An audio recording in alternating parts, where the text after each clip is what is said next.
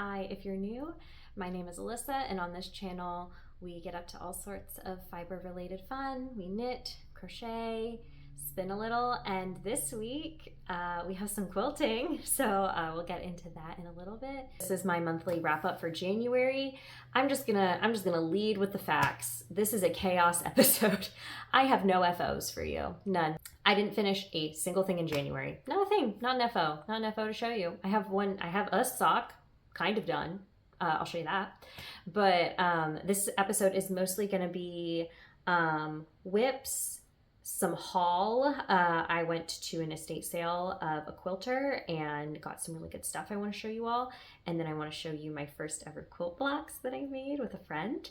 So yeah, it's going to be whips and haul. And if that's good with you, then that's good with me. So January is just a really busy month for me in my line of work, and FOs did not abound. So that's okay. It happens.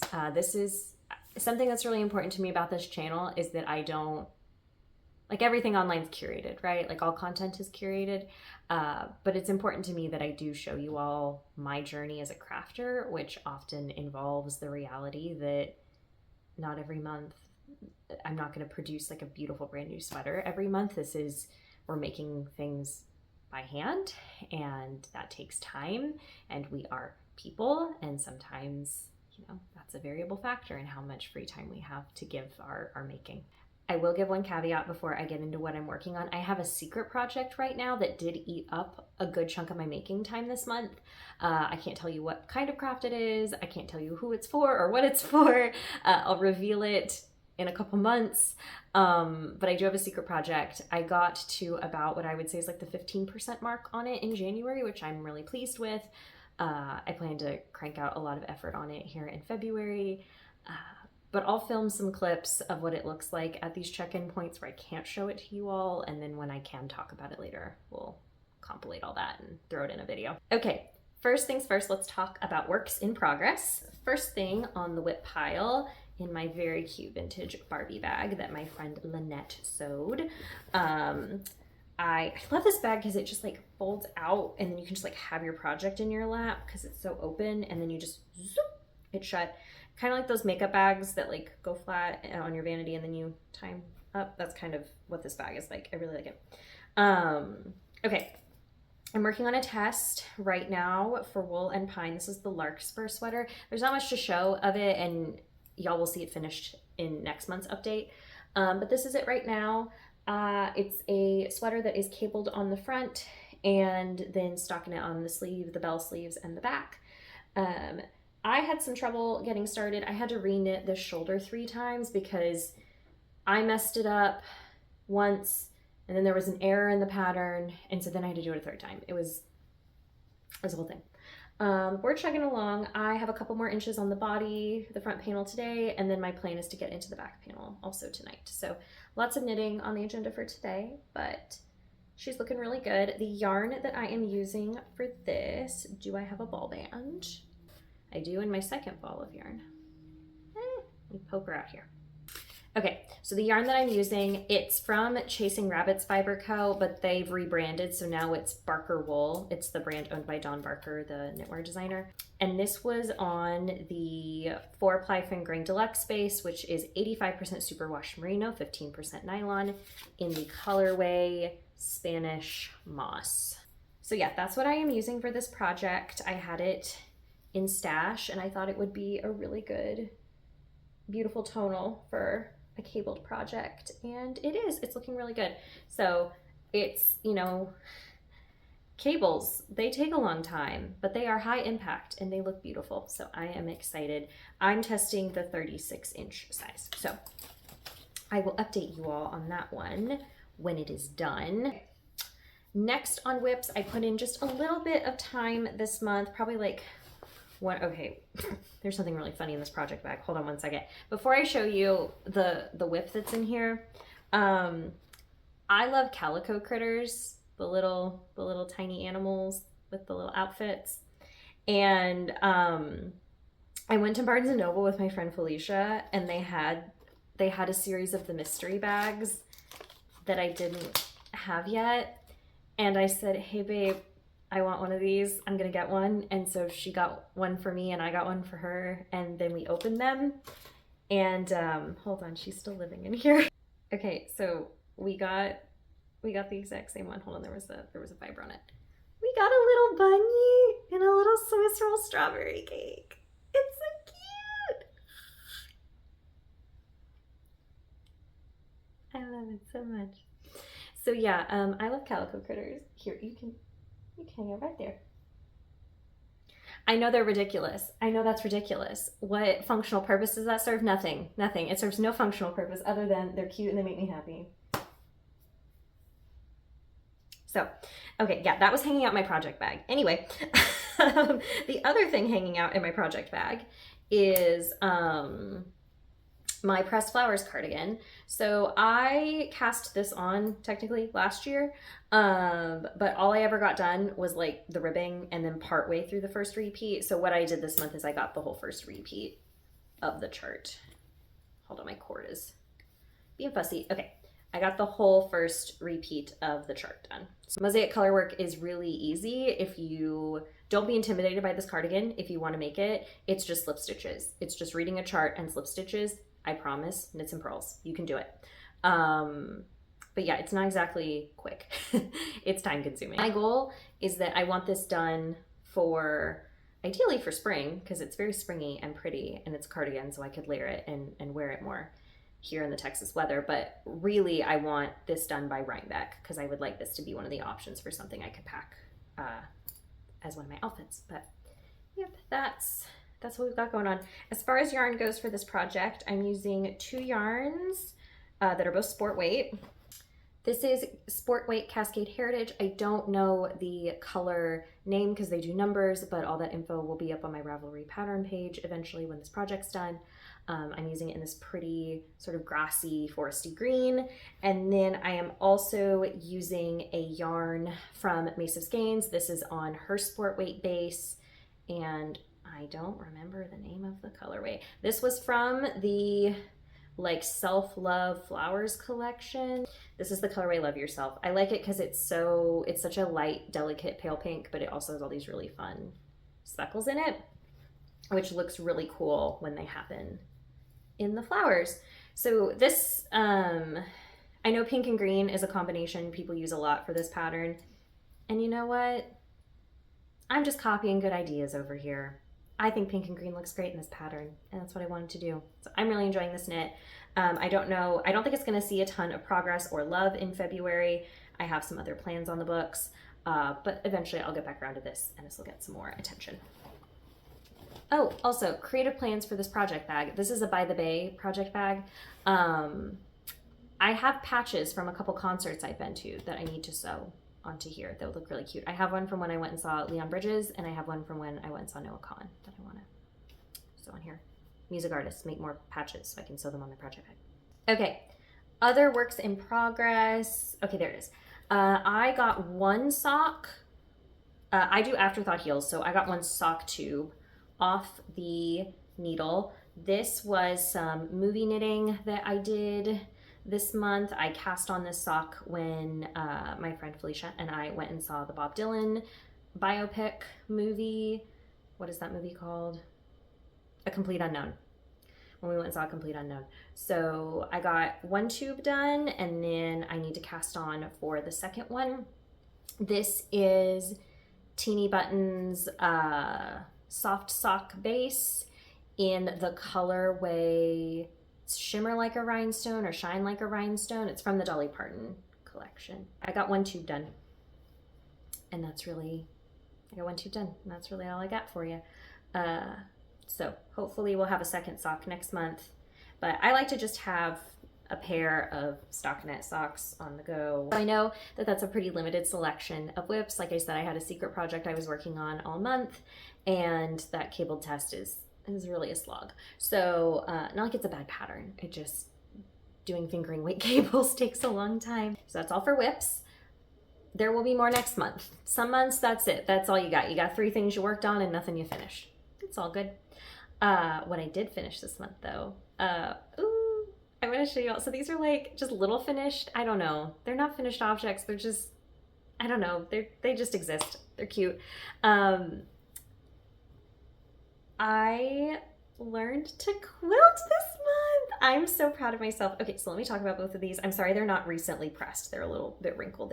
So once again, my ever wonderful friend Felicia, before she was a knitter, was a quilter. Shown me her work and it was excellent quilter. She taught me how to foundation paper piece. So this was my first. Now this thing looks rough and ratty, okay? This was my first attempt, okay? My second attempt is better. Okay, this is an economy block. If you're not familiar with quilting, this was my first little attempt and this was so fun. These are all just scrap fabrics that we had to play with and I had a blast doing this. So after we did our first one, so this was like easy mode, then we kicked it up to like medium hard mode because I really wanted to make this. I will put the name of this block and its creator on the screen. I have followed this sewist quilter on Instagram for a really long time and have wanted to make this block. Like I've just dreamed of like one day being able to quilt and make this block. And so Felicia only had to help me with one seam, this itty bitty part up here where it's the back cover of the book. I tried doing it twice and I just like really could not get it lined up correctly. And so she did help me out there, which was very sweet of her. Did I as a beginner pay attention to my directional fabric? No. I got it on there backwards, upside down. So it's a misprint. It's a publisher's misprint, or it's a horror novel. You can take a pick. I'm really proud of this. I think what I'm gonna do with it is I have some batting that she gave me. I'm going to hand quilt around it just a little bit, and then I think I might like frame it. I'm really proud of this, and this is something I wanted to learn to do for a long time, and so I'm gonna commemorate it. The colors also match. This blue matches the theme of my bedroom. My interior design in my bedroom is sort of Bridgerton inspired, so I think this would look really cute. But yeah, I'm so proud of me. I'm proud of myself and my little first quilt blocks. Apparently I'm a quilter now. I do want to take some time here in February to sit down at the machine, so I have fabrics picked out to do a Valentine's Day themed version of this. So I have these were all scrap fabrics except for this one. I did purchase this one. I don't know what the brand is on this. What is the brand on this? It says it's the Love Blooms line by, I cannot tell what that letter is. Okay, if you're a quilter, don't get mad at me. It's either, I think it's Lala Boutique is what that brand says. The cursive plus it being printed on the fabric makes it kind of hard to read. Okay, but it's just a print that says love all over it in tiny little letters, because I've seen online people either do some sort of stripe like this that kind of mimics pages, or they'll do some sort of cute little text fabric. So I did pick this up to do a Valentine's Day themed one. And then I have some strawberry fabric, some cute little pink checks, and then some red for the different like bookbinding pieces. So that's sort of my idea. I don't have any big grand plans to achieve a huge quilt top anytime soon. I'm just gonna experiment and have fun. Sometimes I have so many goals with knitting that it's nice to have a creative outlet where I don't necessarily have goals with quilting or foundation paper piecing or anything. I just want to experiment and have fun and get better at it. And I think that's a nice release for me. It's a nice creative outlet. So that's my color palette for the next one that I would like to make. So yeah, we'll see. Hopefully I can report back and show that to you all in the future. I might work on that tonight. We'll see what I'm in the mood for. Transitioning from the things I worked on this month, the quilting, a day or two before my friend taught me how to paper piece, I knew I wanted to get more into sewing this year, both quilting and garment sewing.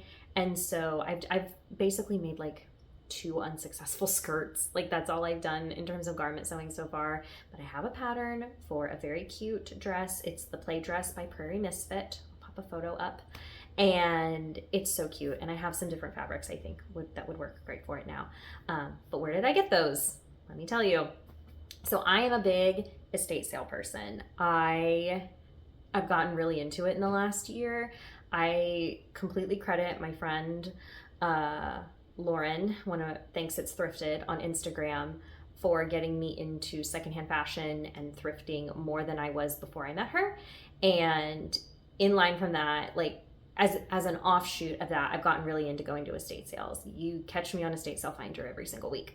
It's like that meme, I never see you in the club. Okay, so I have, oh my gosh. Ugh.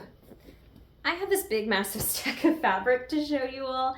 Had I had my quilting lesson with Felicia first, I would have probably bought double of this, which is probably it's probably a good thing I didn't do that, because we have to think about space and storage for all of our craft supplies. Okay, so this stack of fabric that I got at, so let me tell you all the story of this. I was poking around on Estate Sale Finder, as I do, and I saw, it's always rough when they're like a regionally featured or a locally featured estate sale on there. They have this like orange banner around them. That means like it's being advertised more, I think. This was the estate sale of a prolific quilter. I mean, she owned her own long arm, shelves and shelves and shelves of fabrics, tons and tons of finished quilts, just dozens of like quilt tops that just needed, you know, quilting and all of that. It was overwhelming how much fabric there was at this sale. They were selling the fabric by the pound. I overheard the estate sale people say they were trying to like create bundles and individually label everything, and they did that for about a day in their prep and realized that was not going to work. So they were selling the fabric, just they had a scale and you went up to the register and they weighed your fabric stack, and that was how they decided how much you owed them. So it was a pound of fabric for $4, and I think I got 3 pounds of fabric. 3 to 4 pounds of fabric is what all of this ended up being.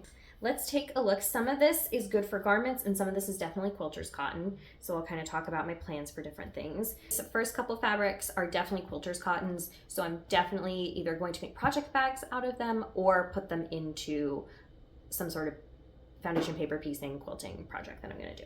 So first up we have this really pretty green floral. I just love how delicate and like muted the colors are. So this one was really fun. That's the other thing, is some of these are, I don't know how much yardage is on any of these. They weren't labeled. Some of them are completely like, you can tell they never were broken into. The whole, whatever the original yardage was is still there. Some of them, if you unfold them, you can see where like pieces were cut out of. But it was, that's the thing, is if you're gonna go get your fabric secondhand or through estate sales or through thrifting or whatever, sometimes you find stuff that's perfect and sometimes you find stuff that is that's secondhand that someone who has used. 'Tis what it is. It doesn't bother me, is my point. Okay, then there's quite, I would be surprised. I think there's like, if I could just like feel, I think there's like 2 yards probably, maybe, I don't know, I'm not gonna guess. There's quite a bit of yardage of this pretty sort of mocha pinky nude color with all these pretty little, the leaves are so cute, they're hearts. All the little leaves are hearts. So this one was really sweet. So yeah, then I got this one that's got cute little sweet pink tulips on a green background. This one's really fun. Oh, this one was special. When I found this one in the stack, I knew I had to have this. This is a toile, and I love a toile. It's got, in the pattern, there's a sailboat, a woman sitting in her garden, a church, a cute little cottage house. It's just really beautiful and precious. And this is one, like I was talking about, that it has a little bit cut out of it. Oh, it has a year on this one. This one is from 1996. Huh. Okay. So I think most of the fabrics, based on sort of the color schemes and the vibes, a lot of them look like they were from the late 80s through the 90s. I just think this one is so special. I definitely want to make a project bag out of this because I want to make use of how pretty the pattern is. But I think this is gorgeous. I love this one. Okay, other quilter cottons in the stack. There was also this really cute strawberry fabric, just navy blue with little strawberries all over it. I thought this one was precious. There's this cute, there's quite a bit of this here. It's just a black with little stars all over it. It's really soft. I don't know what this is. I think they're pomegranates. They look like pomegranates to me. But I love, you know me, I love this sagey mint color. And so this, when I saw this, this was a definite take home for me. So yeah, beautiful, beautiful little pomegranates on a sagey background. Love that one. Then I got, there's quite a bit of yardage of this. It's just a solid black, which I thought would be useful for various projects. I want to, okay, my vision for this. I love the book Bunny by Mona Awad. And Bunny is unexpected. I didn't anticipate this would ever happen. Bunny is getting a sequel this year. It's a horror novel, if you're not familiar. It's about, how would I describe it? About a young woman in an MFA program, sort of somewhere on the East Coast. And there's a cult of girls in her creative writing program who call each other Bunny. Like the group is called the Bunnies. And she gets sucked into their cult. And fever dream nightmare ensues. And the cover of that book is, there's two different versions of the cover. It's either a pink background with black bunny or reversed. And I found some foundation paper piece blocks that are rabbits, and I would love to make a project that is bunny inspired in celebration of the book coming out this year. So just some solid black, thought that'd be useful. I kind of had that idea after the fact, but that's what I definitely think some of that's gonna go towards. Next, let's see. Okay, one more like quilty type fabric. I don't know if these are berries. It's kind of giving olive vibes to me, but this fabric was really cool. I thought this was a fun and unique pattern, so I got this one as well. All right, continuing on. Now we're getting into, I got a bunch of fabrics that are sort of different gingham and check patterns. So I got this black and tan one. There's quite a bit of this here. Thought this one was really cute. A pretty pink one, brown and white. These last two have more of a woven garment fabric texture to them, so these will definitely go into garment projects. This was giving Evermore vibes when I saw it. It's black with two different shades of brown sort of run through it. There was quite a bit of this one. This is the last fabric I picked up. It's brown and sort of an off tan color. It's not quite cream. Okay, so for all this, like I said, I paid somewhere between $12 and $16 for all of this fabric. I think you could get like this for that at Joann's. Also from that estate sale, I'm always on the hunt for buttons. Good buttons, hard to find. One thing I don't like at Joann's, their button selection lets me down every time. When it comes to getting into garment sewing like I want to, and also knitting sweaters, I don't often have anywhere I can go locally that has a good selection of buttons. And so I'm always on the hunt at estate sales for good vintage buttons. And so these are, there's not a year, these were bought at Penny's. That's crazy. Washable, cleanable for sportswear. That's so funny. That means they're plastic. This must have been when plastic was new. Okay, these buttons, they're like, claim to fame is that they're guaranteed washable. That means they're plastic. That's so funny. Okay, so these were originally, these two were 10 cents each originally when they were manufactured, and these were 29 cents. I think I paid $1 each for these, which in today's like button landscape is cheap. So cheap. So I got these very pretty sort of beige, they say they're beige on here. I just love how reflective they are. I think these are so fun. I got these really pretty shiny garnet red buttons from the sale. And then I thought these were really cute, these emerald green buttons. Those were the vintage buttons that I found that I liked. There were some that were more geared towards children's garments. I mean, these are rather small in size. There were definitely some that were like for kids garments that I wasn't interested in, but these were the ones I saw in the basket that I really liked. I have an entire bag. I scored at an estate sale once.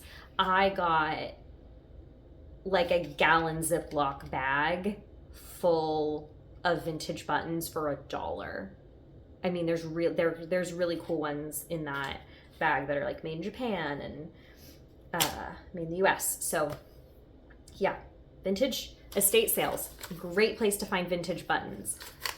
Amazing. 10 out of 10, recommend. Okay, one more thing that was at that estate sale that I was shocked to see, and then I'm going to show you like the big find from the sale. This is the last like craft supply thing I got, is there was a Mill Hill kit from 1998. So if you're a cross stitcher, they still make these. They're like no different now. This is a discontinued one. I haven't seen this angel on 123 Stitch. I think they, you know, discontinue the designs as time goes on. But there was this cute little angel, and she never used it. It's got all the beads, it's got the paper and the little charm and everything. This was marked for $4. I think these sell, I feel like these are around the like $12 mark on 123 Stitch for some of them now. So yeah, this was a score. I definitely am going to stitch this up and either put it on my own Christmas tree next year or give it to my mom as a gift. But this one is, I think, meant to be a pin. Yeah, it's got the backing like to pin on your blouse. But I have the instructions from another Mill Hill kit about how to make the ornament hanger. And I will have leftover beads from that one if I need extra beads to make an ornament hanger. So I'm just going to do it as an ornament. I'm not going to do it as a pin, but this was a find. And it was funny, the lady who was ringing up my purchase at the sale, she was like, I was looking at this and I cross stitch. I'd never seen anything like this. And I was telling her, I was like, oh, if you like them, they still make these. This is just an older one. You should totally try these out. So yeah, I'm really excited. I'll pop a photo up here of the last Mill Hill I did. It was a December, I guess it's an FO. I need to do all the fully finishing on it. I got all the beading and the stitching done. But I did the winter, I think it's called like the winter sleigh or the snow. Oh, it's the celestial sleigh. That's what it is. The celestial sleigh by Mill Hill for my mom. I've had this kit forever. She bought it. She wanted me to do it for her.